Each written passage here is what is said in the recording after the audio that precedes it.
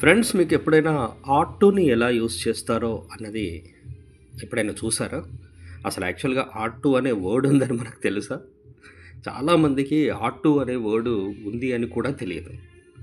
కొంతమందికేంటంటే ఉంది అని తెలిసినా అది ఎలా ప్రాపర్‌గా వాడాలి అన్నది కూడా తెలియదు.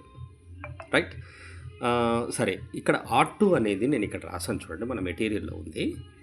స్ట్రక్చర్స్ ఫస్ట్ ఇచ్చాను. Subject at to V one other words అని. అలాగే negatives, HE questions, WH questions కూడా ఇచ్చాను ఇక్కడ. స్ట్రక్చర్స్ ఇచ్చాను. కానీ నాట్ యూజ్డ్ అని ఇచ్చాను. అంటే అర్థమేంటి? పాజిటివ్‌లో యూజ్ అవుతుందే కానీ నెగెటివ్‌లో అసలు యూజ్ అవ్వదు అని. మరి పాజిటివ్‌లో ఎంత యూజ్ అవుతది అంటే ఎక్కువగా యూజ్ అవ్వదు మై డియర్ ఫ్రెండ్స్. మరెప్పుడు, ఎక్కడ అన్నది తెలియాలి గదా! ఇదిగోండి నైతిక బాధ్యతలు అంటాం. అంటే మారల్ రెస్పాన్సిబిలిటీస్. నైతిక బాధ్యతల్లో మనము ఆట్ టూని వాడతాం.